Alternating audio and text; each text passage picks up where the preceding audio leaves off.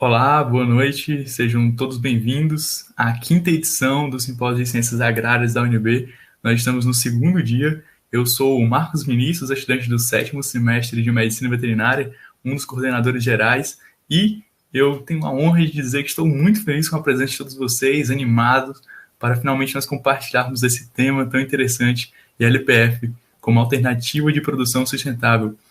Bem, hoje quem nós teremos aqui guiando esse tema é o professor doutor Roberto Giolo de Almeida, e esse professor Roberto Giolo como palestrante, e o professor Roberto Guimarães como debatedor. Só algumas instruções a título aí dos estudantes que estão participando conosco. O formulário de presença será liberado pelo chat do YouTube ao final da palestra. Então, fiquem atentos aí para a gente, quem for procurar receber o certificado, se inscrever lá na plataforma do SIGA, confirmar a presença nesse formulário. Quem ainda não conseguiu se inscrever na plataforma do SIGA, a inscrição vai ficar disponível até amanhã, tá bom? Então, você pode responder o formulário da mesma forma e depois você tenta lá logar no SIGA e fazer a sua inscrição. Ao final da palestra também nós vamos abrir espaço para perguntas, então, ao longo de toda a palestra, você pode enviar sua pergunta aqui no chat usando hashtag pergunta.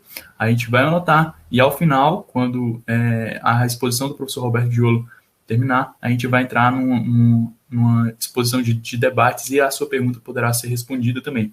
Esperamos que esse momento seja muito proveitoso para todos vocês que estão nos assistindo. Eu vou passar a palavra agora para o professor Roberto Guimarães. Professor Roberto, boa noite a todos.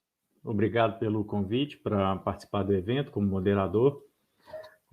Eu hoje estou aqui para moderar a palestra do meu colega da Embrapa, Dr. Roberto Giolo. Então, para mim é um motivo de muito orgulho, porque é um profissional que realmente é um profissional de destaque na empresa. Então, eu vou apresentar um currículo resumido do Dr. Roberto Giolo.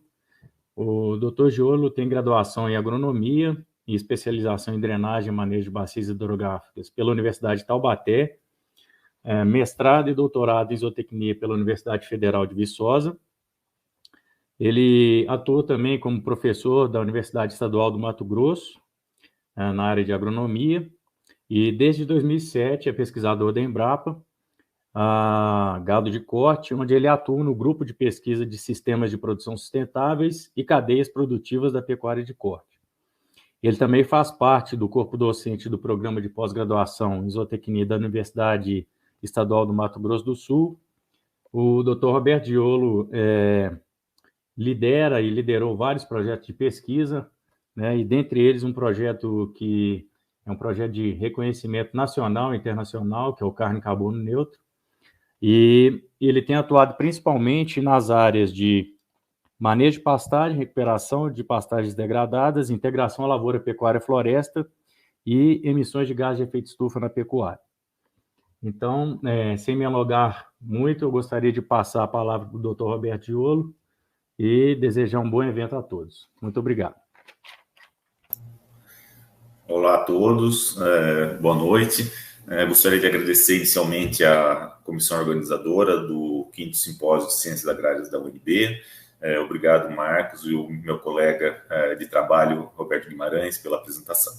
É uma satisfação para mim estar aqui com vocês, né, uma oportunidade de mostrar um pouco dos trabalhos da Embrapa, sobre um tema que é bastante forte atualmente, sobre os sistemas, então, de integração, e eu vou, então, apresentar para vocês um pouco sobre essa temática. Então, só pediria aí, por favor, para vocês verem se está tudo ok. Posso continuar? Vocês estão vendo a tela? Professor, a tela ainda não foi compartilhada. Você pode compartilhar novamente? Ah, tá. Então tem que voltar só um minuto aqui.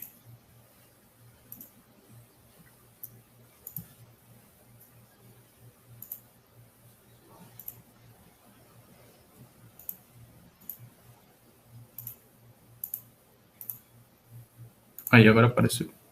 Agora apareceu? Quer dizer, apareceu o seu compartilhamento. Agora é só colocar nos slides. Isso, muito obrigado, professor. Agora tá, né? Beleza. Bem, então, o título da nossa palestra, né, Integração Lavoura Pecuária Floresta, ou ILP, né, que é a sigla, como uma alternativa de produção sustentável. Eu dividi em 4 partes a nossa palestra de hoje, né? Falando um pouco sobre as definições, sobre os sistemas de integração, o porquê e onde utilizar esses sistemas, alguns exemplos, né? E benefícios dos sistemas de integração e finalizando com algumas considerações com sustentabilidade, obviamente, que é a temática que nós vamos tentar desenvolver aqui com vocês. Bem, então, para começar a apresentar, então, para vocês a logo, né? Essa logo aí da ILPF, é uma logo da Embrapa, né? Então, que diz respeito aos sistemas de integração,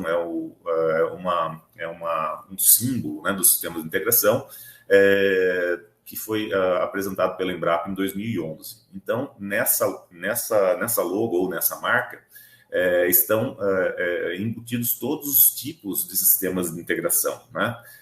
Quais são? Os sistemas agropastoris, ou de ILP, os sistemas silvio-agrícolas, ou ILF, o sistema silvopastoril, ou IPF, né, pecuária e floresta, e aquele sistema que contempla, então, as 3 atividades, né? Então, esses 4 modelos de sistemas de integração estão embutidos, né, nesse conceito, né, ou nessa marca ILPF, tá? Um ponto bastante interessante para comentar aqui nesse início de palestra é que essas atividades, para se caracterizar o sistema de integração, essas atividades devem ser realizadas numa mesma área, né?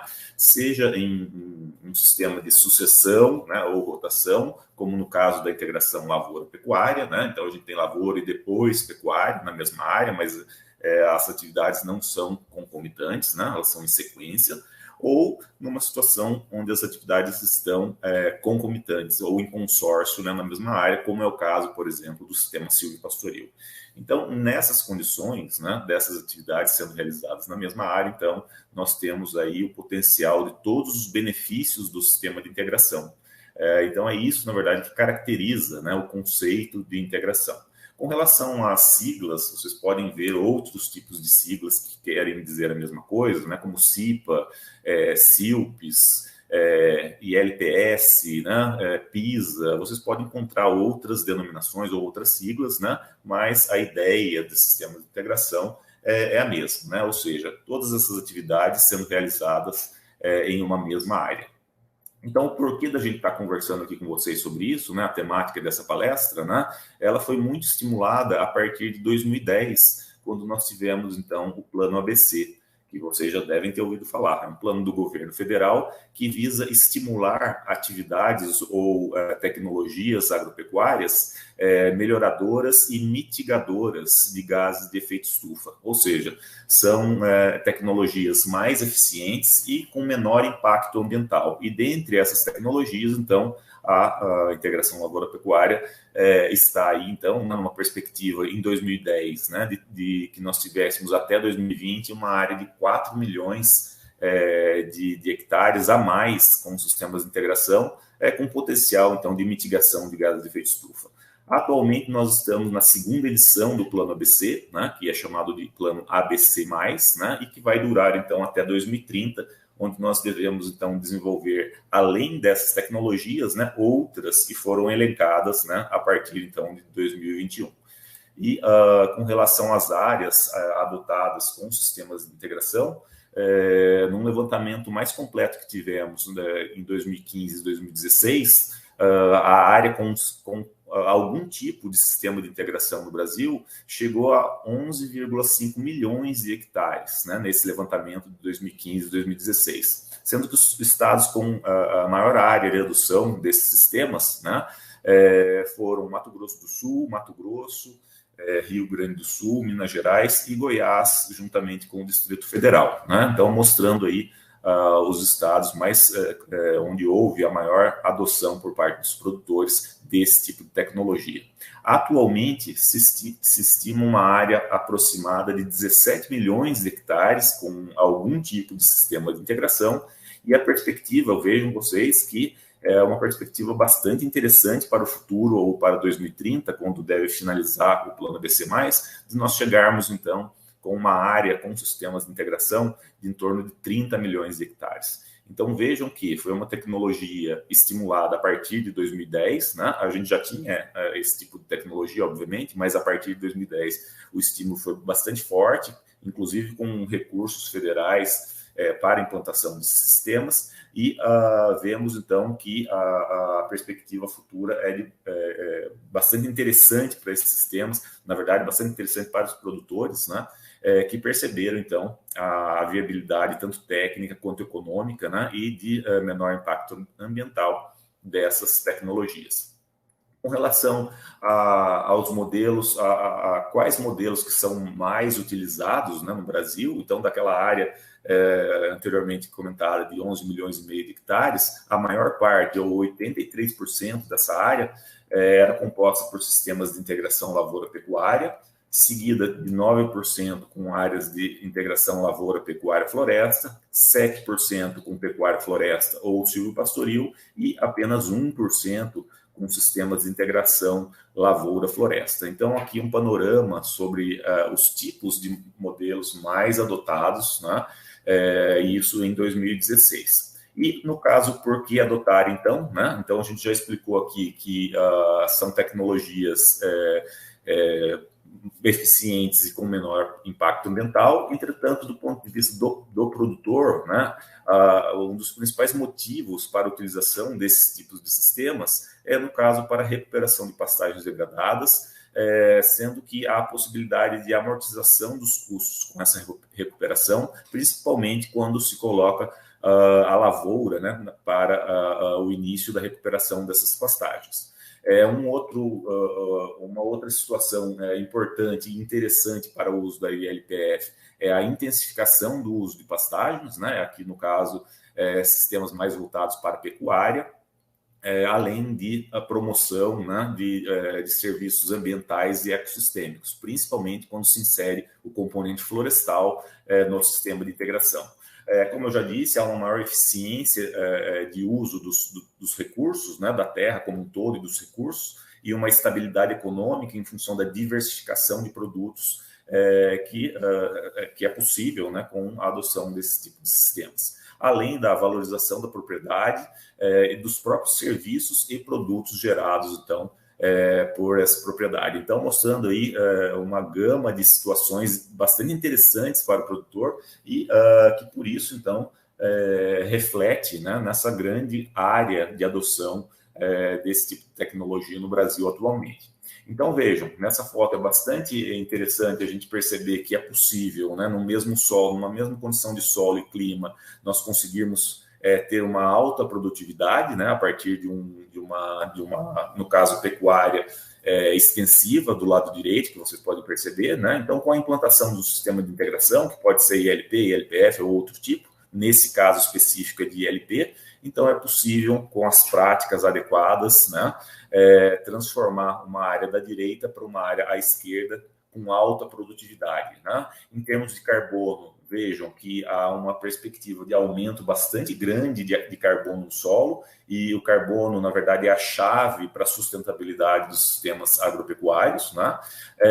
E com isso, obviamente, todo esse carbono que a gente está vendo na parte de cima, aí, né, com essa forragem exuberante, obviamente vai refletir em uma maior produtividade, tanto de carne quanto de leite ou de outro produto agropecuário e, consequentemente, maior retorno financeiro para o produtor, né? Então, esses são os benefícios aí da integração, sendo que a gente não pode esquecer que todos esses benefícios são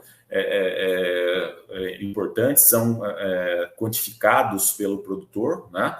E por isso essa grande área de adoção. Entretanto, esses benefícios ocorrem com uma gestão mais eficiente do sistema de produção, né? Então, aquele sistema de direito de uma pastagem degradada e extensiva, né? O nível de gestão para se conseguir os benefícios do lado esquerdo da foto, obviamente, exigem uma gestão e um corpo técnico, né, adequado para a continuidade do sistema de produção e para termos, então, todos esses benefícios do sistema de integração. Aqui, então, mostrando então, a origem aí do sistema de integração, né, o porquê desse sistema ser, então, interessantes, né? Vejam, um estudo bem antigo aí da Embrapa Cerrados, né? De onde o meu colega trabalha, o Roberto Guimarães. Então, um estudo aí de 97 mostrando dois tipos de sistemas, um sistema com apenas lavoura e um sistema com a inclusão do componente pastagem, né? Então, vejam, um estudo de longa duração, de 75 até 92, a linha em vermelha mostra um ciclo de rotação contínua somente de lavoura, soja, milho. Vejam o que acontece com o carbono do solo com o passar do tempo, né? Esse carbono vai sendo diminuído, na verdade a matéria orgânica do solo, né, que é o carbono do solo, vai diminuindo, e quando no sistema é inserido o componente pecuário, né? Vejam na linha verde, né? Olhem só o que acontece com a matéria orgânica do solo, com uma pastagem bem manejada. Então, esses níveis aumentam, né, sensivelmente, né? E é isso, então, que caracteriza o sistema de integração. O benefício no solo, com a incorporação dessa matéria orgânica e dando, então, o que a gente chama da sustentabilidade do sistema. Aqui, mostrando a relação da matéria orgânica com a CTC do solo, vejam, aumenta a matéria orgânica, aumenta também a CTC do solo. A CTC, na verdade, a gente pode considerar como se fosse a fertilidade do solo, e isso nos três tipos de solo, desde o solo arenoso, com menos de 15% de argila, até o muito argiloso, com mais do que 30% de argila, né? Então, vejam que a tendência é de solos com mais matéria orgânica, maior fertilidade, né?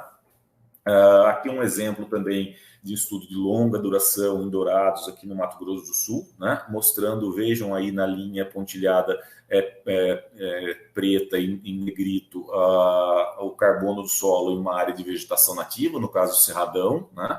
A linha em vermelho, uma área cultivada com lavoura, né? Então percebam mais uma vez aí a queda na matéria orgânica do solo, né?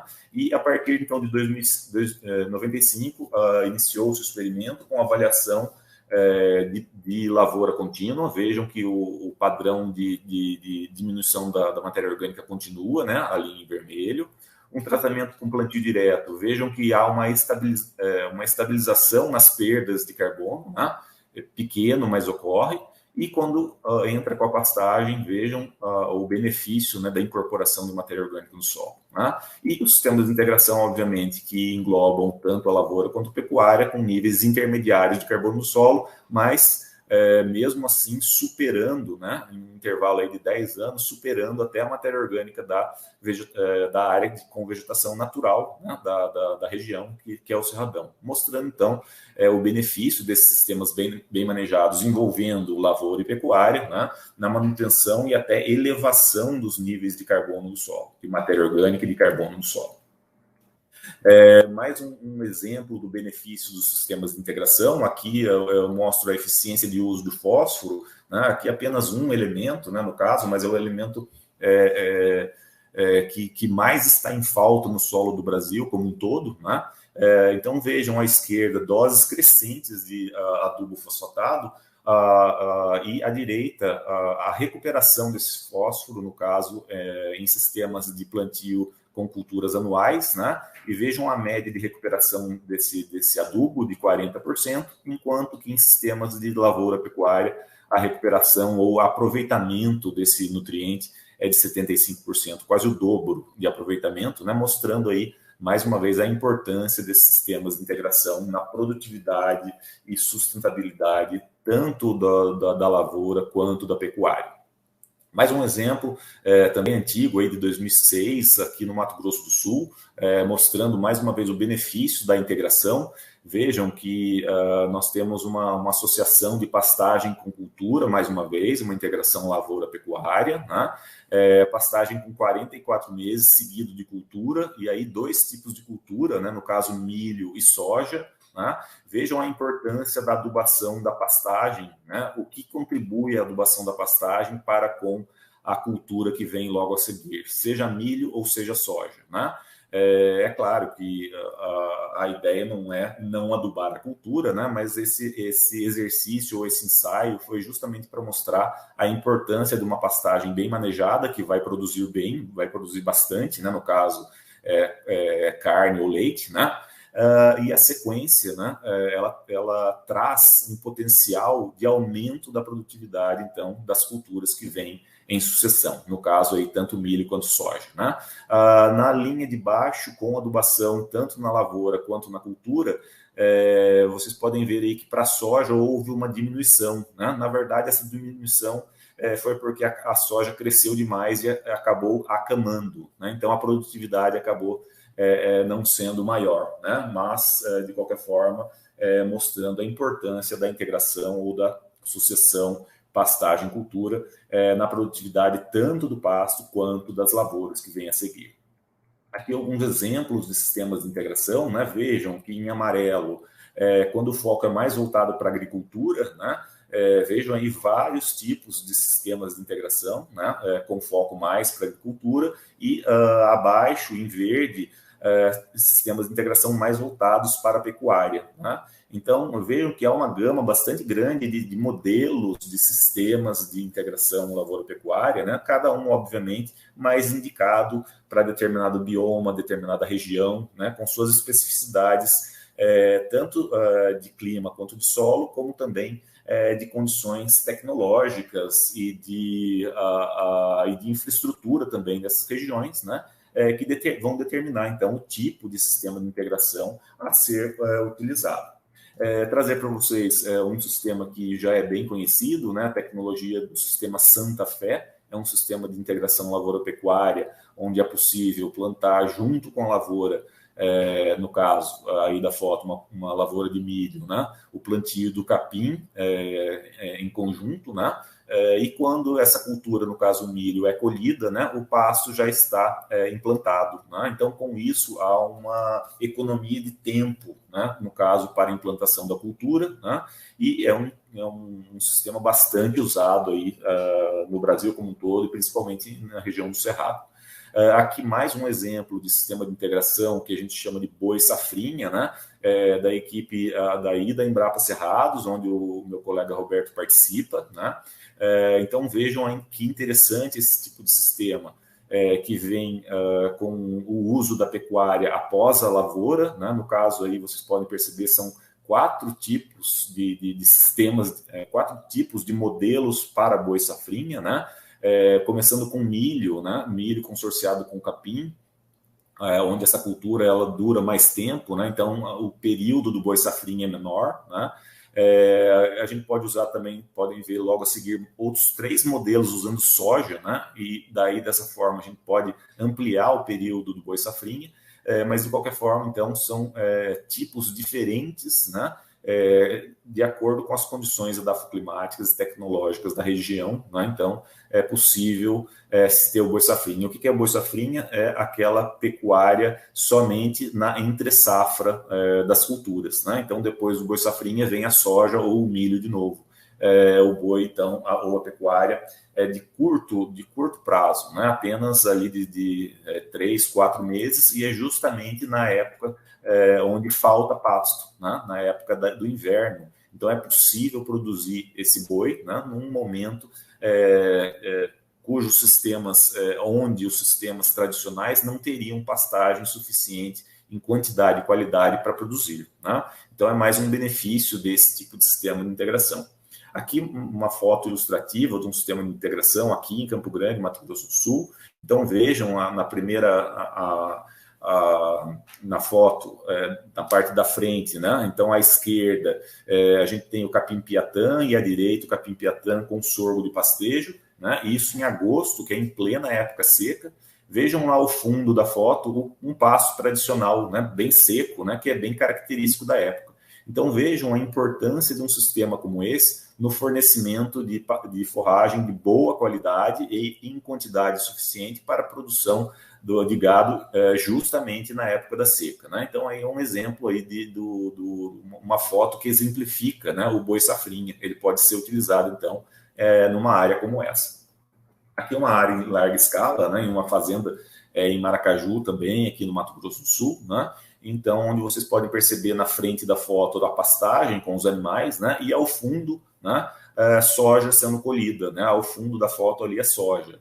Então, numa sequência, numa estratégia de rotação, né? Então, onde é pasto agora, no ano seguinte vira lavoura, e lá ao fundo, onde era lavoura, vai entrar pasto, num sistema de rotação, pasto-lavoura, né, ou de integração lavoura-pecuária, potencializando tanto a produtividade da lavoura quanto da pastagem. E agora, então, vamos comentar um pouco sobre a introdução do componente florestal nesses sistemas de integração, né? Então, até agora a gente falou dos sistemas de integração, principalmente lavoura-pecuária.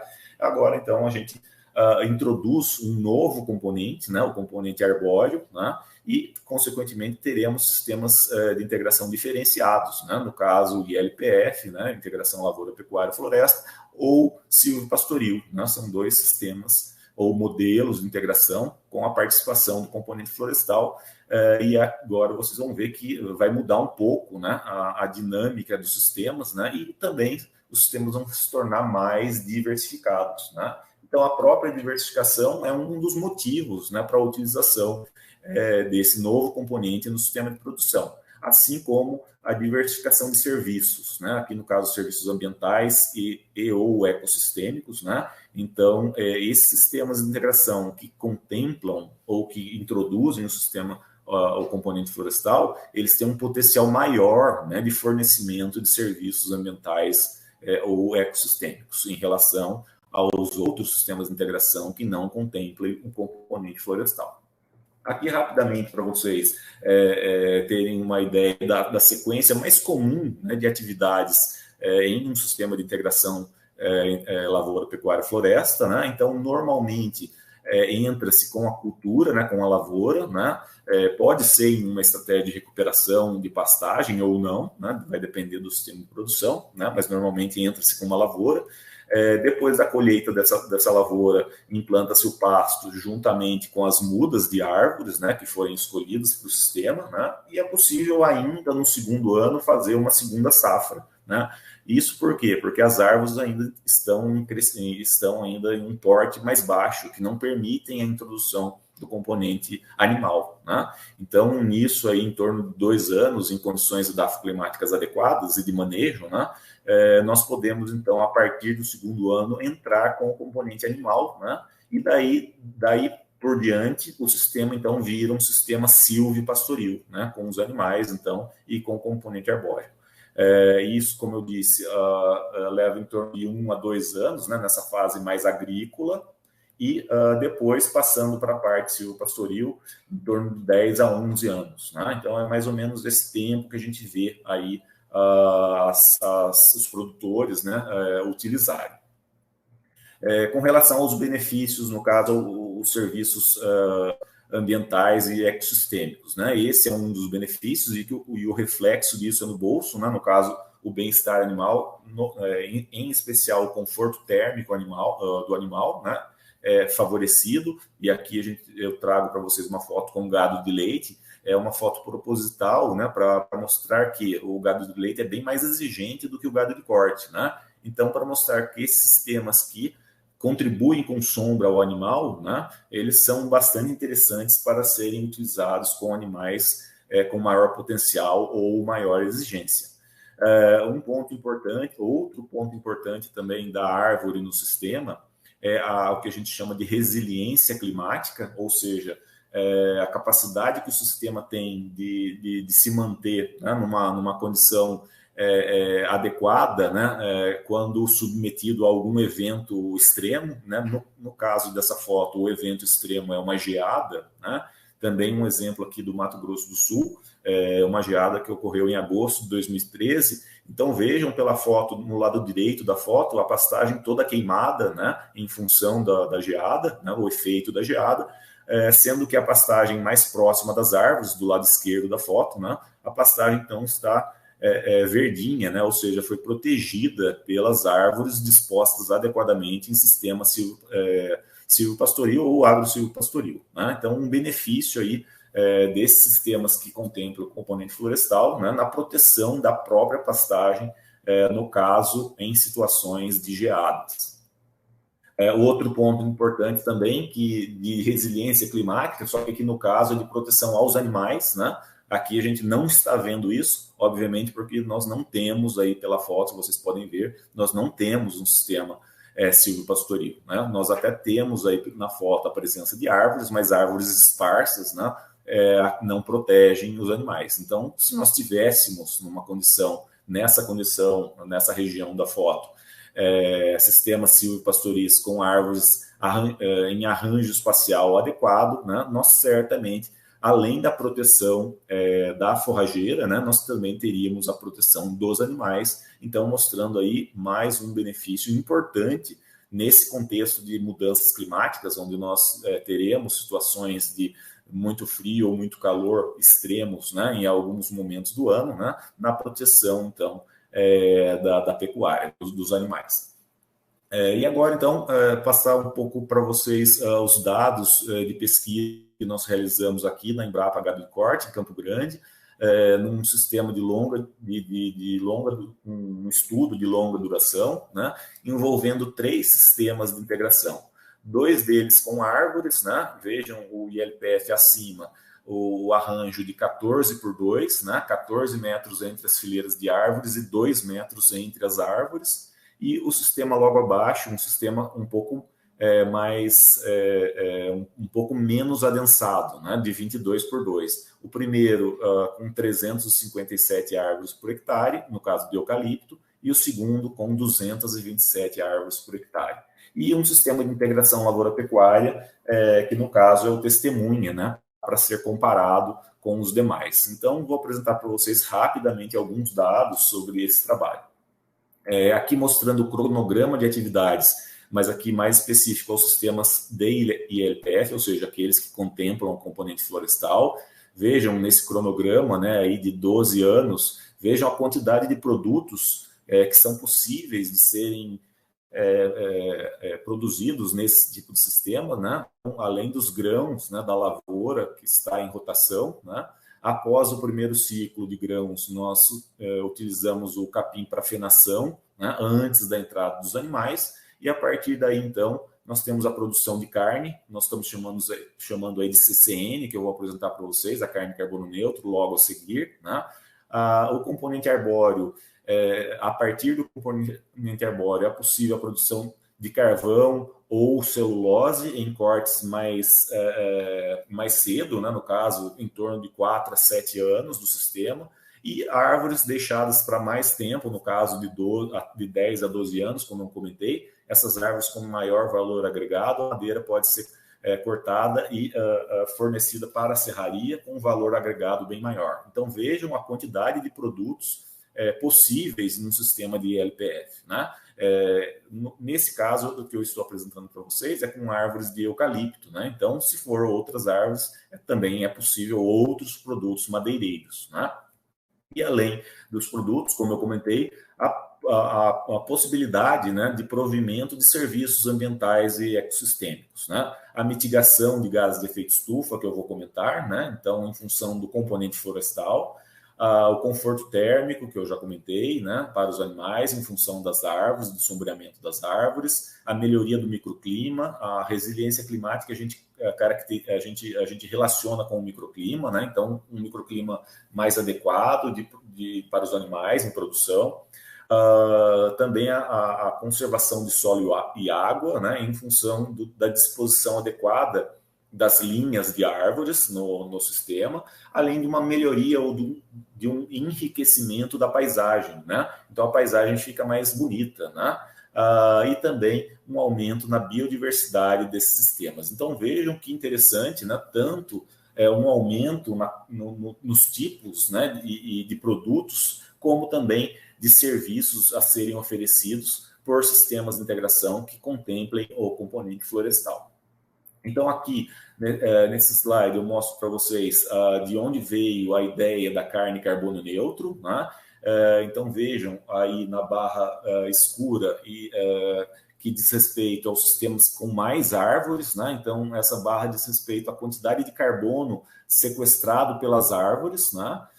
A barra mais clara, obviamente, nos sistemas com menos árvores. Então, vejam que esses sistemas, né, são capazes de sequestrar carbono nas árvores suficientes para neutralizar a emissão desses números de animais aí por hectare ano, né? para vocês lembrarem que a taxa de lotação média do Brasil é em torno de 1 animal por hectare ano, né? E esses sistemas, com essas quantidades de árvores, é possível neutralizar até 4 animais por hectare ano, né? Então, a ideia da carne carbono neutro surgiu, né, nesse contexto, né? Uma marca que foi a primeira no mercado e que a gente vai apresentar um pouco melhor, um pouco mais para frente para vocês. Outro benefício do sistema é que é possível a produção de pastagem na época seca do ano. Eu já mostrei anteriormente os sistemas com ILP, agora com ILPF também, esse benefício, né? Então vejam, em plena época seca, em agosto, né? Vejam os ganhos por animal e por área, bastante interessantes, né? Como também um benefício aí desse tipo de sistemas. Aqui nessa foto já a produção na época das águas, né? As árvores ainda não estavam tão altas, né? E seguindo aqui o crescimento das árvores, aqui já é no 6º ano, se não me engano, essa foto, né? Mostrando aí os animais, aí é para caracterizar os animais à sombra, mostrando que tentando caracterizar, então, a melhoria no desempenho tanto produtivo quanto reprodutivo desses animais, né? É claro que nesse sistema nós estamos utilizando para a produção de gado de corte, não é cria aqui, né? Mas nós temos dados também mostrando que a parte reprodutiva também é melhorada, né? E poderia ser utilizado também para o caso de gado de cria. E aqui um resumo da produção, né, no caso pecuária e de lavoura desses sistemas. Vejam aí os 3 sistemas, o ILP e os 2 ILPF, né? O de baixo tem mais árvores, né? Então vejam, com o passar do tempo, os dados aí do 3º ao 7º ano, com o passar do tempo, em função do crescimento das árvores, a produção de pasto diminui em função do sombreamento, né? Isso é normal, né? A produção de lavoura também segue o mesmo padrão, né? Onde tem mais sombreamento, a tendência é uma produção menor. Entretanto, aonde tem mais sombreamento, tem mais árvores e, obviamente, nesses sistemas com mais árvores, há uma maior produção de madeira. Então, vejam que para a avaliação econômica, que eu vou mostrar logo a seguir, é necessário, então, um cálculo mais abrangente, né? Considerando, então, todos os componentes do sistema. Vejam a taxa de lotação média, numa média ponderada de todos esses anos. Vejam lá a produtividade do ILP, né? É maior em relação àqueles sistemas com mais árvores, né? É uma escadinha, né? Bem característica. Enquanto que o ganho médio diário acaba sendo o contrário, é uma escadinha, mas ao contrário, né? Aqueles sistemas que têm mais árvores, como eu já comentei, né?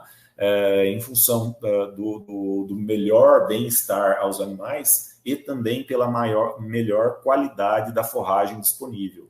Então, em termos de ganho por animal, né, esses ganhos são maiores nos sistemas onde a gente tem um pouco mais de árvores. Vejam, no sistema no sistema 14/2, com 357 árvores por hectare, isso daí é no 7º ano, vejam que tem bastante sombra, né? Então, a gente tem uma estratégia de manejo silvicultural, que a gente chama de desbaste, na verdade é o corte de algumas árvores. Vejam que em 2017 foi feito o desbaste de 75% das árvores, então vejam como melhorou, no caso, a incidência luminosa no pasto, né? E também essa madeira retirada serviu, então, de fonte de renda para o produtor, né? Como um produto aí do sistema de produção. Então, vejam que o próprio arranjo, ou o planejamento de arranjo dessas árvores ou desses sistemas, né? Então, é bastante importante desde o início, então, da implantação desses sistemas, né? Então, é preciso saber para que a gente vai usar essa árvore, o momento certo de cortar, né? E para termos, então, um potencial de produção tanto da lavoura quanto da pecuária e também, obviamente, do componente florestal. Então, vejam, depois do desbaste, né? Essa aqui é uma foto da área com desbaste, aí a soja, dá para a gente ver bem aí, né? A produtividade da produção da soja, a produtividade, claro, continua sendo menor do que a área pleno sol, em função de que a área em pleno sol não tem a limitação, né, do sombreamento, né? Mas vejam que a produtividade de 75% nessas áreas, com árvores aí chegando a 20, 25, 20 22 metros, né? Então, árvores bastante altas, mas mesmo assim é possível, então, uma rotação com lavouras nesses sistemas. Do ponto de vista do carbono no solo, que a gente já comentou anteriormente, né? Da importância do carbono ou da matéria orgânica do solo na manutenção da fertilidade e da produtividade desses sistemas. Vejam aí nos mesmos sistemas, né, nos 3 sistemas, houve então, nesse período aí de 2008 a 2014, aumentos nos teores ou nos estoques de carbono no solo, né? Mostrando que esses sistemas, além de terem boas produtividades, né, também estão contribuindo para melhorar a condição do solo, no caso, em termos de carbono. E estando aí, né, de acordo com a agenda 4 por 1000 do Acordo de Paris, né, numa perspectiva de aumento nessa proporção aí de 4 por 1000 carbono no solo, né? Então, sendo bastante alinhado, né, com as políticas internacionais de sistemas, né, sustentáveis. E finalizando a parte econômica, né, então, de avaliação desses 3 sistemas que eu mostrei para vocês, né, uma primeira avaliação realizada em 2015, onde essa avaliação foi feita com base no desbaste de 50% das árvores nos 2 sistemas de ILPF, né, e nessa época, em 2015, nós tínhamos um cenário de valorização da madeira, né? Então, nesse momento, em 2015, nessa época, né, a madeira estava bem valorizada. Nesse contexto, o que acontece? Os sistemas que têm mais árvores têm um melhor desempenho econômico em relação aos sistemas que não têm árvores ou dos sistemas que têm menos árvores, né? Então, aí o sistema de LPF 22x2 se posicionou de forma intermediária, aí, né, entre o com mais árvores e o sem árvore, no caso, o ILP. Mas veja o que acontece em uma condição de desvalorização da madeira, que é a época atual, né, o cenário atual, onde a madeira, além da madeira estar desvalorizada, tanto a saca de soja quanto a arroba do boi estão mais valorizadas, né? Então, nesse contexto, ou nesse cenário, que é o cenário atual, ocorre o inverso, né? Aquele sistema, no caso, o ILP, né, que não tem o componente florestal, acaba tendo um desempenho econômico mais favorável. Mas vejam que aquele sistema intermediário é bastante competitivo, né? E aqui eu mostrei para vocês apenas 2 ensaios econômicos, ou avaliações econômicas. Nós fizemos 8 ensaios, ou 8 estudos, desde 2012, né? E na soma de todos esses ensaios, né, exatamente o sistema de LPF 22x2, né? No caso, 22x4, porque já foi feito o desbaste, né?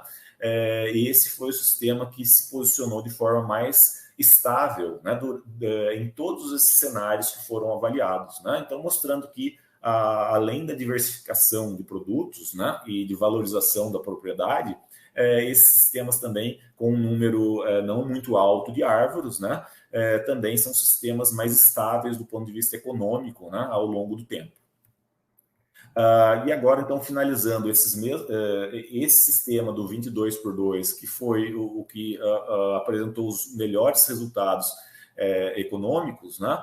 Mostrando, então, a importância desses sistemas no que a gente chama de índice de uso eficiente da terra. Então, vejam, esse sistema sendo avaliado de 2008 a 2020, 12 anos aí, né, desses sistemas, com 3 safras de soja, 8 anos de produção de gado de corte e um desbaste das árvores de 50%, né? Então, vejam como é que foi o desempenho da soja nesses sistemas, né? Então, vejam lá, esse sistema produziu 39 sacas, né, em relação a 50 sacas do sistema de LP, né, em 3 anos dos 12 anos do sistema. Vejam aquele número embaixo, né, é um número... no caso é o índice, né, comparativo do ILPF contra o ILP. Na produção de boi, o sistema de ILPF produziu 1,5, né, o A por hectare ano em relação a 1,8. Vejam um índice abaixo, 0,55. E de árvore, no caso de eucalipto, ele produziu 18 metros cúbicos por hectare ano contra 40 de um sistema de eucalipto puro, né? Então, vejam, se nós formos avaliar atividade por atividade, esse sistema, na verdade, ele perde para todo, ele perde, né? Só que a importância disso é que essas atividades estão na mesma área. Então, a conta a se fazer é a soma desses índices que estão logo abaixo aí. E quando a gente soma esses números ou esses índices, a gente chega num índice final, que é o índice de uso e eficiência da terra, de 1,20. Ou seja, a gente tem uma melhoria, né, de 20% aí no uso, na eficiência de uso da mesma área, né?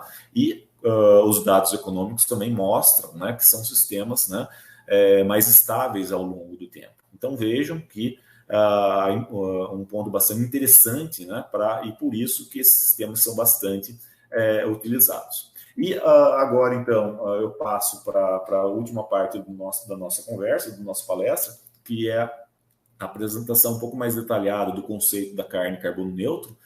Então, ela vem a partir justamente de sistemas de integração que contemplem o componente florestal, né? Porque é o componente florestal que vai sequestrar o carbono, né, em quantidade suficiente para neutralizar ou para compensar a emissão de carbono dos animais, né? No caso, esse carbono sob a forma de metano, né, que é emitido pelos animais. Então, dessa forma, é possível, então, a produção de uma carne com a neutralização do carbono emitido durante o processo de produção. Além disso, como eu já mencionei durante a palestra, as árvores propiciam um sombreamento, né, que beneficiam, no caso dos animais, do ponto de vista do conforto térmico e conferindo um bem-estar mais adequado. E também, para esse conceito, foi desenvolvido todo um protocolo com boas práticas para permitir, então, além dessas duas características principais, a produção, obviamente, de uma carne de qualidade. Então, essa marca, como eu já comentei, foi a primeira marca com essa temática no mercado mundial, né? E ela também, obviamente, é uma marca da Embrapa, né? E ela contribui, então, para os Objetivos de Desenvolvimento Sustentável número 13, que é justamente ações, né, contra as mudanças climáticas, né? Então, aí também bem alinhada, essa marca bem alinhada, né, com os anseios aí internacionais, né, de menor impacto ambiental e para se evitar as mudanças climáticas. Para quem tiver interesse em acessar o conteúdo da carne carbono neutro, nós temos 2 boletins, né, um em português e outro em inglês, disponíveis gratuitamente no site da Embrapa, né? Então é só acessar sem problema nenhum e vocês podem, então, ter um pouco mais de informações técnicas sobre a marca. Essa marca, no caso o protocolo, foi validado em 9 fazendas comerciais em todo o Brasil, né? E nos biomas Amazônia, Mata Atlântica e Cerrado, né? Isso durante 2015 a 2019. A equipe do Dr. Roberto Guimarães também participou aí em Planaltina com avaliações. E aqui uma foto da primeira URT que foi desenvolvida para a validação do carne carbono neutro aqui no Mato Grosso do Sul, a fazenda do grupo Mutum, né? Então vejam aí a área, o tamanho da área que foi destinada a essa URT, né? A URT é uma unidade de referência tecnológica para demonstração da tecnologia, né? Agora mais uma foto aí mais de perto com os animais. Que culminou, então, em 2020 com a primeira fazenda certificada para carne carbono neutro. O protocolo foi disponibilizado a partir de 2020 também, né?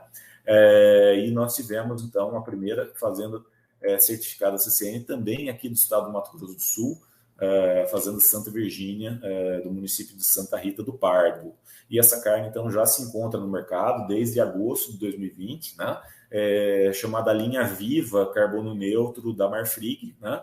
E que ela é encontrada até o momento somente na cidade de São Paulo, né? Em função, obviamente, que o programa ainda está em sua fase inicial, né? Mas obviamente com uma perspectiva de aumento aí, no fornecimento, né, da carne carbono neutro. Para quem tiver interesse de conhecer o programa, ou até de entrar, né, no caso, para produtores que gostariam, que que tem interesse em entrar no programa CCN, é via a plataforma AgriTrace Animal da CNA, né? Então é só entrar nessa plataforma, o link está logo abaixo, e fazer adesão, né? É clicar aí no protocolo carne carbono neutro, tem outros 11 protocolos, né? Então é só escolher o protocolo, no caso carne carbono neutro, né? Clicar ali, vai ter todas as informações de como proceder para entrar nesse sistema, nesse programa. Também relacionado a sistemas de integração, nós tivemos lançado esse ano, 2021, a marca soja baixo carbono, né, que pode ser utilizada em sistemas de integração, e possivelmente teremos até o final do ano o lançamento da carne baixo carbono, né, que também é uma carne produzida em sistemas do tipo ILP ou de pastagens bem manejadas, mas sem o componente florestal. Então, nós temos aí mais essas outras novidades aí recentemente no mercado. Para finalizar, antes de finalizar, eu gostaria de convidá-los, então, a acessarem o e-book ILPF, né? Também é bastante simples, é só entrar na internet, colocar aí ILPF Inovação, já vai cair no e-book. É a maior obra sobre ILPF do mundo tropical. Tem 50 capítulos, então é um livro bastante denso, né? E certamente vocês vão encontrar bastante coisa lá sobre esse tipo de sistemas. Tá bem? Tá bem? E também é gratuito, né? É tranquilo para entrar. E finalizando, então, com as considerações finais, né? Então, a ILPF, aqui vejam, ILPF num contexto amplo, de todos os sistemas, todos os modelos, né, de integração, eu estou querendo chamar atenção aqui, né? Então, a ILPF, de modo geral, produz, sim, com sustentabilidade, e, além disso, em larga escala no Brasil, né? O Brasil, na verdade, é o único que consegue produzir aí numa área de 17 milhões de hectares, né, com sistemas desse tipo, né, com a integração dessas atividades e principalmente com o componente florestal, né, que é mais difícil, né, de ser incluído nesses sistemas em ambientes de clima temperado, por exemplo. A ILPF exige mais conhecimento, né? Então, aqui vocês perceberam durante a minha apresentação, que exige conhecimento tanto da agronomia, quanto da zootecnia, como da engenharia florestal, né? Em função das atividades que estão relacionadas, né? E também que esses sistemas, né, permitem, além de uma diversificação de produtos, né, de renda, né? E também uma maior estabilidade de receitas durante o sistema produtivo. Também uma promoção de serviços ambientais e ecossistêmicos, como eu procurei mostrar aqui para vocês, né? E esses serviços são potencializados quando se coloca o componente florestal no sistema, e também uma valorização da própria propriedade, né? Em termos de beleza cênica da paisagem, em termos de aumento da biodiversidade, né? E, por final, né, o ILPF hoje, né, então, com todos esses benefícios e com todos esses potenciais a serem alcançados, né, e com toda essa área de adoção atual, né, hoje o Brasil ainda, né, tem carência de capital humano qualificado para trabalhar, para trabalhar com ele, né, no caso, né? Então, isso é um estímulo aí para vocês, os jovens aí que estão assistindo, que estão aí nos cursos de agronomia, zootecnia, veterinária, né? E engenharia florestal, né? Principalmente, né? Então, um estímulo aí para vocês enveredarem por essa área, porque vocês perceberam que a perspectiva é de aumento, né? Em áreas de adoção, e nós atualmente temos carência de pessoal para trabalhar com isso, ok? Então, eu deixo aqui os meus agradecimentos finais pela participação aí de todos. Eu vou ficar à disposição agora para as perguntas e para o debate, né? E deixo o meu e-mail, então, para quem tiver alguma dúvida mais específica, né? Eu fico à disposição, então. Obrigado.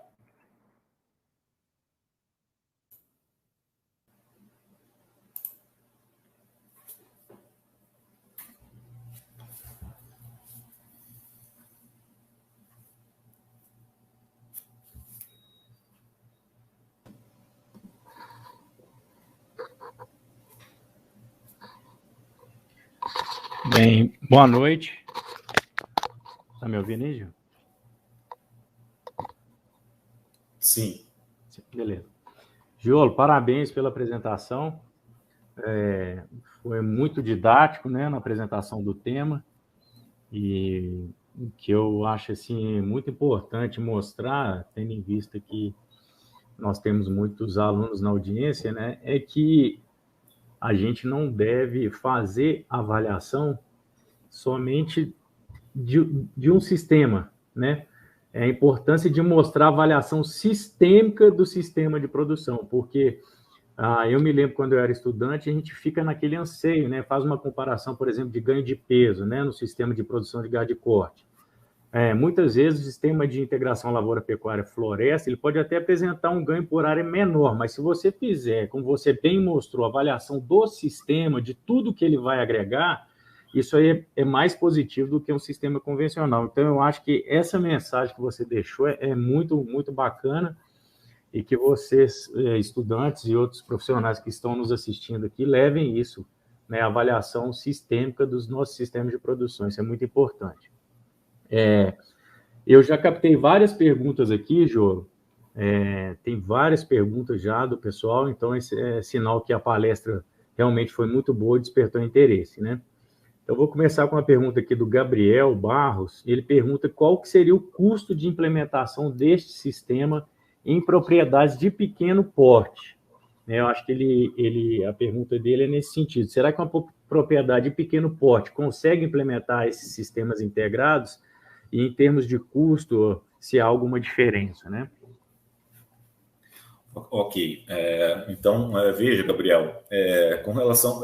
primeiro, quando a gente está falando em propriedades de pequeno porte, já subentende-se diversificação, né? Então, isso daí já é uma coisa meio que conhecida, né? Então, grandes propriedades ganham escala, né? E normalmente são menos diversificadas, né? Em contrapartida, as pequenas acabam tendo que diversificar, né?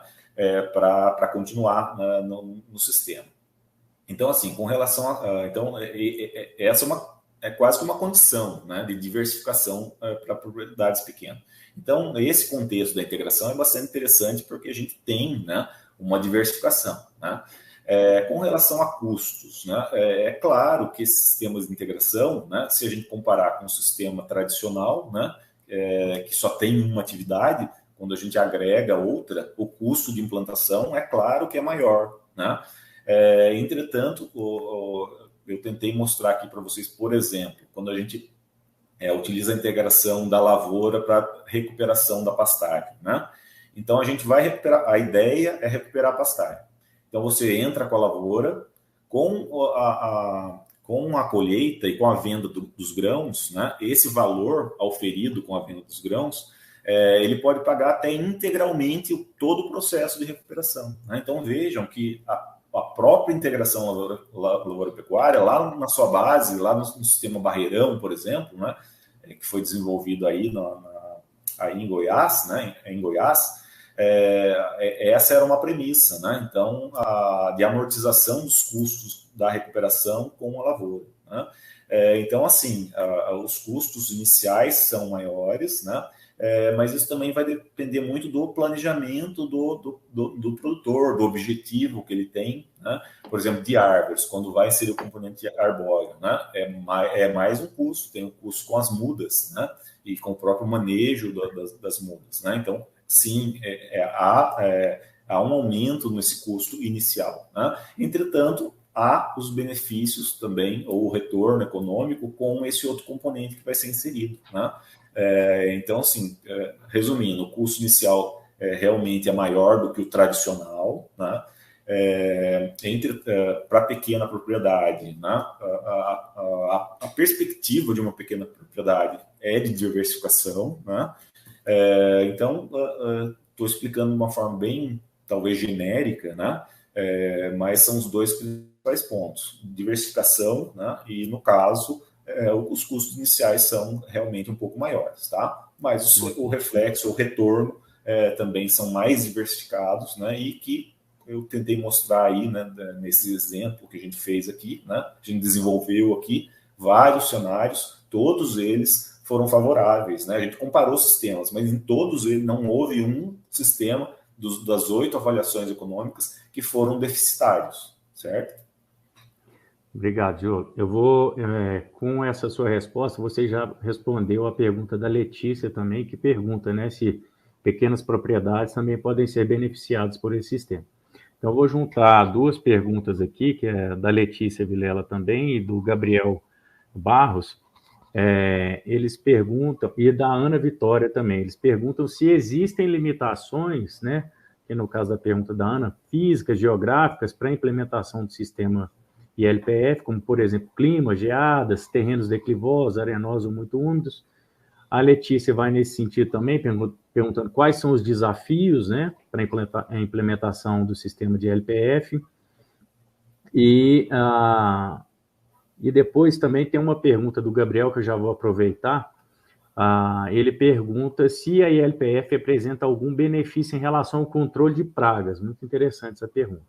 Então, resumindo, a primeira pergunta, né? Se há alguma limitação, ou seja, quais são os desafios, as limitações para a implementação do sistema, e depois, se tem algum benefício em relação ao controle de pragas. Obrigado. Ok. Então, assim, os desafios de implantar, né, são os desafios da agronomia, né, no caso. Né, ou da zootecnia, no caso da implantação do pasto, né? Então, ou do florestal, da implantação do componente florestal, né? Então, a gente deve seguir os preceitos da agronomia, da zootecnia, da engenharia florestal, né? Então, por exemplo, em situações de solos muito pobres, muito arenosos, onde não é possível, do ponto de vista agronômico, plantio de lavoura, a gente não vai plantar, não vai ter lavoura, não vai ter o componente L ali, né? Então, vai ser pastagem com possivelmente árvore, né? No caso, eucalipto, que é bastante rústico, né? Então, assim, essas limitações existem, né? E elas devem ser avaliadas pelo proprietário, pelo técnico, né? Um ponto importante que eu tentei chamar no último slide, né? É que o produtor, muitas vezes, né? Considera um produtor tradicional, né? Ou convencional, né? Que só tem uma atividade, né? Então, assim, ele não tem conhecimento técnico para isso. Eu chamei a atenção também do nível de gestão, né? Então, é importante a presença do técnico, né? E isso eu chamei bastante atenção no começo e no fim, né? Então, é preciso a gente ter um profissional, né, que entenda, né, disso, justamente para fazer a implantação, a partir de um planejamento, obviamente, do sistema, né? Com esses desafios aí. Tem condição edafoclimática de plantar lavoura? Então vamos colocar lavoura. Qual lavoura? Aquela que tem uma maior tolerância à seca, por exemplo, né? Então, resumindo, né? Todos os preceitos da agronomia, da zootecnia e da engenharia florestal devem ser seguidos, né, para a implantação desses sistemas. Só uma coisa que me veio à mente que eu esqueci de falar na questão anterior, com relação à diversificação de pequenas propriedades, né? A gente tem... vou jogar essa pergunta, o lance do desafio, né? Então, por exemplo, pequenas propriedades, né? Possivelmente a gente não vai ter um sistema de gado de corte em pequenas propriedades, né? Em função do próprio tamanho, né? Então, você vai ter ali o quê? 10 animais ali para gado de corte, vai tirar quantos por ano, né? Então vejam que isso daí também é um desafio. Normalmente, as pequenas propriedades utilizam, por exemplo, o gado de leite, daí sim, né? E com árvores também o benefício, né, para a produção de leite é bastante grande, ou pequenos ruminantes, né, em pequenas propriedades, com maior diversificação, mas com normalmente gado de leite ou pequenos ruminantes, ao invés de gado de corte, por exemplo, tá? Então, aproveito já na resposta do desafio o que eu deixei de responder na pergunta anterior. Tá. Agora, pequenas propriedades também podem ser beneficiadas, sim, né? Então, a gente já fez, você já respondeu naquela primeira lá. Eu estou condensando as perguntas aqui, porque são muitas, para a gente poder aproveitar. Então, dando seguimento, o Rogério pergunta aqui, por que a integração lavoura-floresta é menos utilizada? É pela dificuldade de manejo, quando comparado com as outras integrações? E o Gabriel pergunta se, além do eucalipto, existe alguma outra espécie arbórea que seja mais vantajosa na implementação desse sistema? Tá. Então, assim, o sistema com os 3 componentes, né, é o mais complexo, né? E realmente eles, né, não são tão adotados assim. Eu mostrei para vocês que 83% dos sistemas, dos modelos, são de ILP, né? E 16% seria ou ILPF ou silvopastoril, né? Então, é uma quantidade bem menor. É claro que a complexidade está envolvendo essa menor área, né? Então, a gente tem que ter o conhecimento aí de mais uma área, no caso do componente florestal ou do componente arbóreo, né? Essa, na minha experiência, na verdade, a maior deficiência, né, na parte justamente florestal, né? Então, lavoura e pecuária, a gente encontra técnicos, né, com mais facilidade, né? Agora, quando envolve componente florestal, a gente tem essa dificuldade, essa limitação, né, ou esse desafio aí, para esse componente. Com relação a se tem outras espécies, né? Tem, sim, nós temos outras espécies, sim. Entretanto, em termos quantitativos, né, essa participação é muito pequena, né? Então, assim, é só a gente lembrar qual que é a proporção de eucalipto aí no Brasil, né? Então, sei lá, eucalipto deve ser mais de 90%, sei lá, uns 80%, 90% da área com florestas plantadas é de eucalipto, né? Depois segue pinos e, sei lá, uma percentual bem pequeno com as outras espécies. Para a ILPF é a mesma coisa, né? Então, a maior parte desses sistemas que vocês vão ver é com eucalipto. E tem um porquê isso, né? Porque a silvicultura do eucalipto no Brasil é uma das mais avançadas que existe. A gente tem clone de eucalipto para quase tudo, né? Tem variedades de eucalipto do Oiapoque ao Chuí, né? Então, para clima frio, a gente tem eucalipto, que cresce mais rápido do que pinos, por exemplo, né?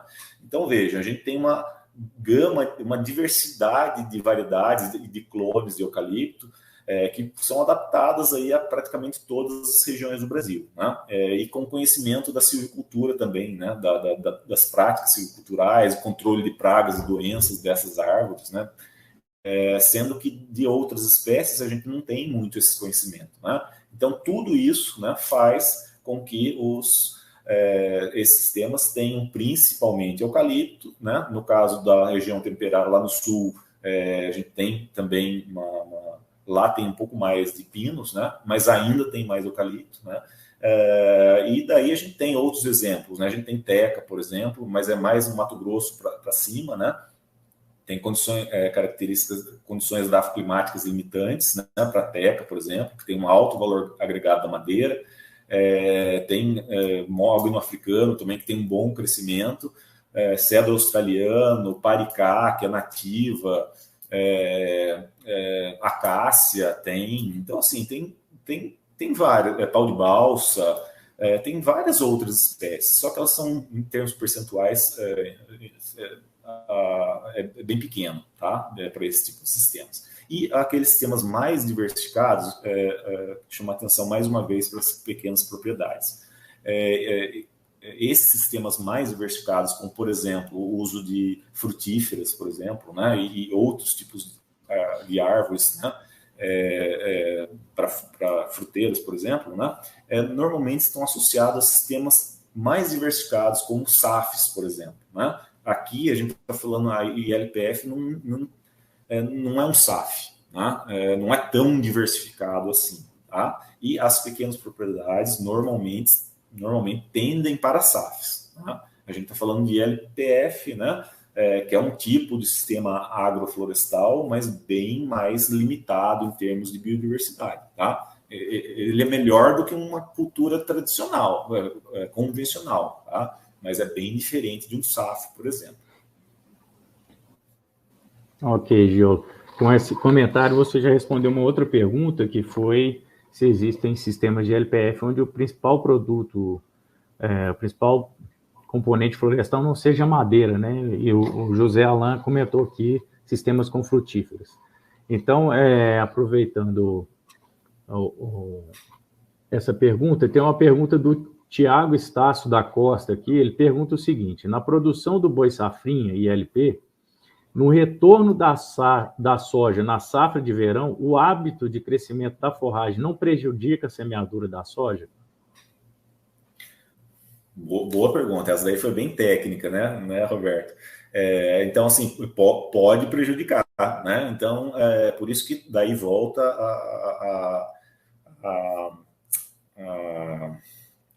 volta a ideia do técnico, né, na propriedade, né? Então, vejam, aí a gente está falando da lavoura pecuária, que é um negócio que, digamos, que é mais fácil aí, né? Mas tem esse ponto que você chamou atenção. Se não fizer o manejo correto da pastagem nesse intervalo da safrinha aí, né? Que no caso, né, que você perguntou, pelo que eu entendi, quando vai causar problema na planta, que a gente chama de plantabilidade da soja, né? Então, quando dá problema, normalmente é porque embucha, né? Então, por que embucha? Porque tem uma macega muito alta, né? Então, o que provocou isso, né? Falta de boi para comer o pasto, né? Então, a gente tem que ter em mente, né, a definição certinha do período de uso dessa forrageira, da quantidade de animais que vai colocar, né?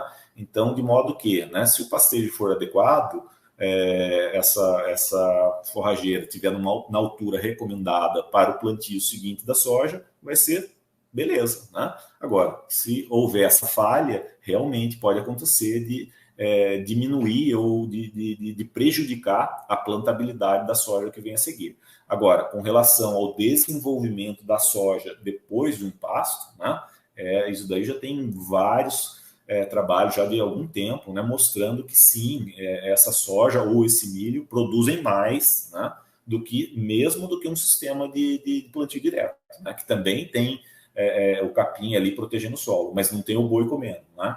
Então, a gente tem bastante dados sobre isso, tá? Agora, pode sim afetar na plantabilidade se o manejo do pasto prévio não for adequado. Excelente. A Letícia Vilela pergunta aqui, enquanto estudante de veterinária, como eu posso ingressar no ambiente da LPF e aprofundar o aprendizado? Eu não me lembro quem, mas perguntaram também qual é o nome do livro que você mencionou para que eles possam baixar. Obrigado. Tá. O livro é só clicar no buscador de notícia e coloca aí LPF Inovação. Já vai cair direto no livro, tá? É gratuito, tranquilo. É um e-book gratuito, tá? E tem bastante informação sobre várias áreas, né, relacionadas à integração. Então, vejam, com relação ao veterinário, né? Então, obviamente, ele vai trabalhar na parte relacionada, né, à produção animal, né? Então, assim, é um campo também, né, bastante vasto, né? E que é possível o veterinário fazer parte, né? Agora, é claro que, por exemplo, para o veterinário, né, ter todo o conhecimento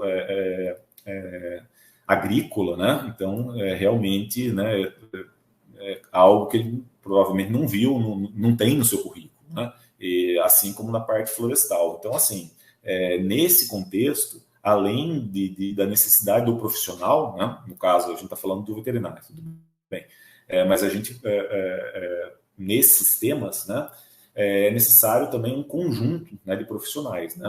Aí é um exemplo, né? Nem todo profissional vai estar capacitado para fazer tudo, né? Então é necessário, né, essa integração aí de saberes, de conhecimentos, de formações, né?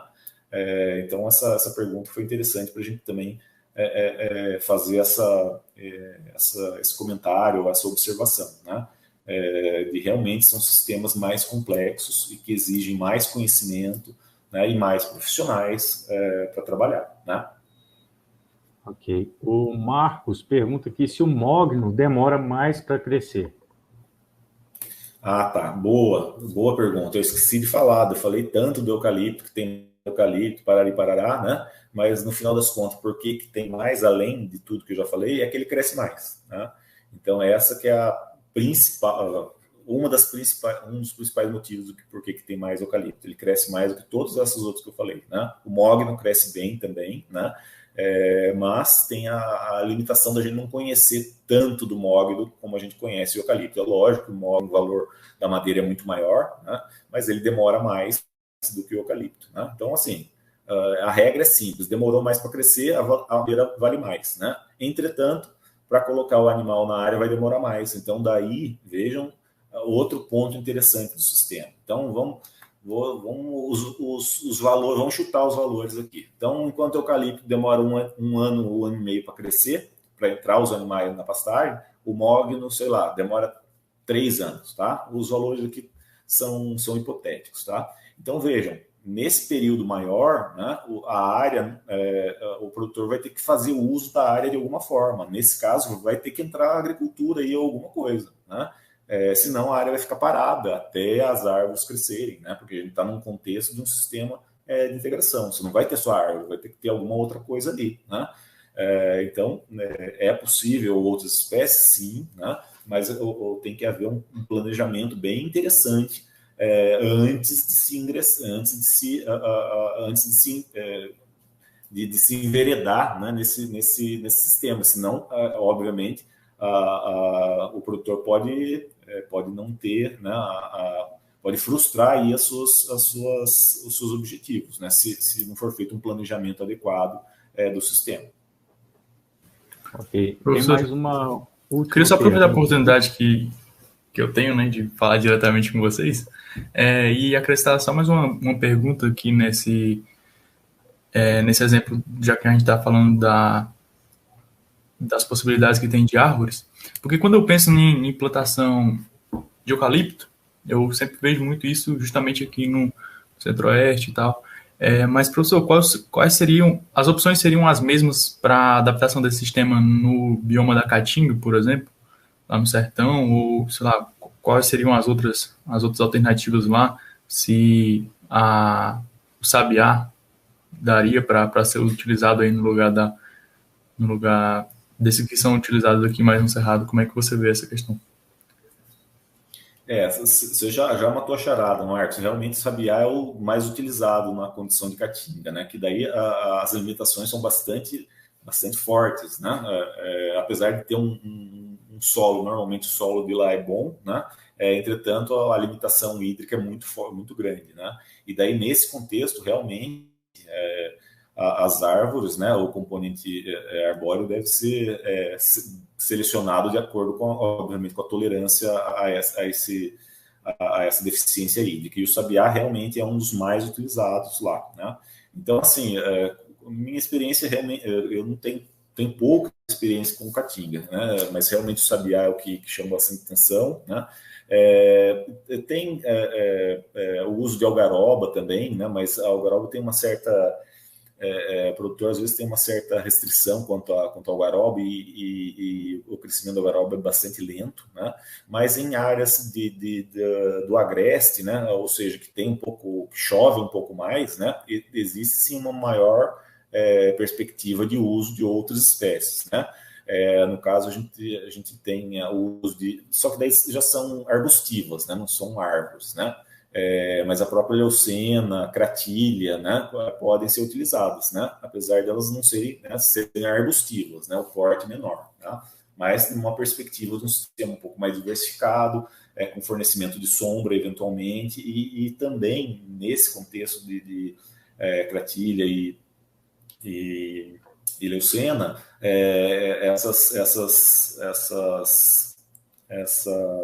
espécies também fornecem alimento para o animal, né? Então podem ser consumidas também, né? Então daí é uma ideia também de melhoria da dieta, da qualidade da dieta dos animais também, tá? Então, assim, vejam que, né, você já trouxe aí uma outra perspectiva de um outro ambiente, né, que é bastante diferente, né, com bastante limitação, né? E que é possível, né, sim, termos esse tipo de sistemas também. Ok. Giolo, tem mais uma pergunta do Vitor aqui. Se a Embrapa realiza estudos com a implementação de sistemas LPF com espécimes do Cerrado, ele acredita que é um bioma vasto, mas ainda é muito pouco estudado. Eu creio que ele esteja se referindo a espécies arbóreas, né, do cerrado em sistemas de LPF. Xará, essa daí eu vou devolver para você. Então, assim, eu estou aqui no Embrapa Gado de Cortes, Mato Grosso do Sul. O Roberto está aí no Planaltina, aí, bem no meio do Cerrado, né? E na unidade dele, que é Embrapa Cerrados, desenvolve mais trabalhos com isso. Então, Roberto, se você quiser, fique à vontade. A gente tem, sim, no experimento nosso de longa duração, a gente tem o que a gente chama de tratamento, né, que é uma área com espécies arbóreas, né, que não o eucalipto. Então, tem diversas lá, tem mogno, tem guapuruvu, tem diversas. E o que a gente percebe é o seguinte, não é uma recomendação fechada, né, da Embrapa. Algumas pessoas acham que sistema LPF é recomendado pela Embrapa só com eucalipto. Isso não é verdade. Mas o que a gente tem que observar é o seguinte: o eucalipto é uma cultura que ela é muito eficiente, né? Ela cresce muito rápido, levando em consideração o tempo, né? Então ela dá um retorno mais rápido para o produtor. Nós temos no Brasil mais de 700 espécies de eucalipto disponíveis para diferentes biomas. O custo da muda é barato. Você pode fazer o corte sem necessidade de autorizações em órgãos fiscalizadores. Então, assim, do ponto de vista prático e de retorno, o eucalipto hoje, na minha opinião, é uma das melhores opções. Eu concordo com você, Vitor. A gente precisa estudar mais essas árvores do cerrado. O que a gente estudou no cerrado aqui foi o seguinte: a que a gente obteve de resposta com outras árvores, né? Foi o crescimento muito mais lento, né? São árvores que demoram mais tempo para projetar sombra, para dar retorno em termos de madeira, né?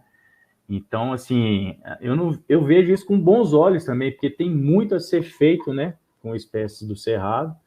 Então, é um campo que realmente precisa de mais estudo, né? O eucalipto já vem sendo estudado há muitos anos e tem programas de melhoramento genético. A sua pergunta foi muito pertinente. Então, não é à toa que o eucalipto hoje é a espécie arbórea mais utilizada. Tá? Mas temos sim, mas assim, temos muitas limitações por exemplo, de persistência de mudas. Ainda não há um mercado bem desenvolvido para fornecimento de mudas.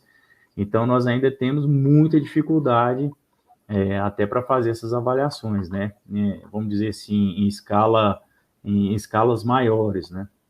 Tá bom? Boa pergunta, obrigado aí.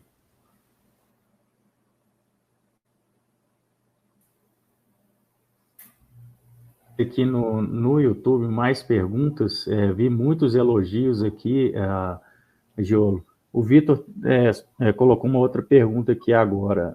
Se o plantio pode ser utilizado, o plantio nos arredores de cerca da fazenda, fazendo uma linha. Sempre me perguntei isso por conta da facilidade do manejo.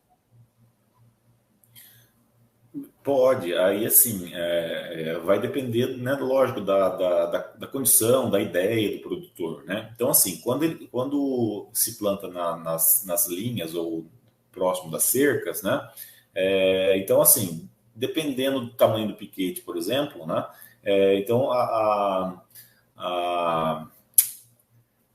o efeito, né, desse componente florestal ou dessa sombra ali vai ser muito pequeno, né, dependendo do tamanho do piquete, obviamente, né, mas pode ser feito entre piquetes, por exemplo, né, pode ser feito, né, para facilidade de manejo, né, então não há problema nenhum. Só que assim, dependendo do tamanho, como eu disse, né, o efeito vai ficar circunscrito àquela região ali, né? Que de repente pode ser muito pequena, né? Mas o produtor tem todo... vai da ideia e do objetivo dele, né? E assim, só mais uma coisa, o Roberto acho que finalizou assim sobre o eucalipto, né? Do porquê de ter muito eucalipto. Só tem uma coisinha a mais para falar que a gente ainda não falou, é que a madeira do eucalipto, com tudo isso que a gente já comentou, a madeira do eucalipto também é uma que a gente chama de madeira para múltiplo uso, né? Então ele pode ser utilizado para várias situações, né? e a qualidade da madeira, né, do eucalipto, né, não é uma madeira ruim, né? É lógico que ela não é a melhor que existe, né? Tem mogno que é melhor, teca que é melhor, né? Mas é uma boa madeira, então ela pode também ser utilizada para serraria, né, ou para outros fins mais nobres, né? Então tem isso corroborando com o que o Roberto comentou, que encaixa melhor, né, no sistema de produção e na parte, né, obviamente, de uso e de venda do produto. Né? Então tem mais essa ainda também para contar a favor do eucalipto. Giolo, acho que as perguntas encerraram, tem muitos elogios aqui, depois você entra no chat aí para ver todos, o pessoal elogiando a palestra, falando que você foi muito organizado, a palestra foi muito didática e eu reforço aí todos os elogios, né? Então eu volto a palavra para o Marcos para fazer o encerramento e agradeço aí a oportunidade de moderar essa palestra e mais uma vez te dar os parabéns. Obrigado, boa noite para todo mundo aí. Obrigado, Roberto. Agradeço imensamente aí aos 2 professores que estiveram disponíveis, 2 Robertos aqui para a gente. Foi uma palestra realmente maravilhosa, uma experiência incrível para todos os estudantes. Tinha gente aí até lá mais do norte, tinha bastante variação aí da galera de cursos e de universidades. Bem, agora vamos encerrar esse segundo dia aqui. Eu quero só deixar um convite para a galera que vai continuar nos acompanhando. Amanhã, a gente aqui no Simpósio de Ciências Agrárias vai ter mais 2 palestras também. Uma às 6h30 vai ser os transgênicos resistentes a insetos, anjos ou vilões. Então fica o convite aí para todos vocês também acompanharem. E às 8h30, amanhã, no nosso último dia de simpósio, teremos o tema empreendedorismo e oportunidades de negócios para o meio rural. Tá certo? Agradeço a presença de todos vocês e até amanhã. Muito obrigado a todos.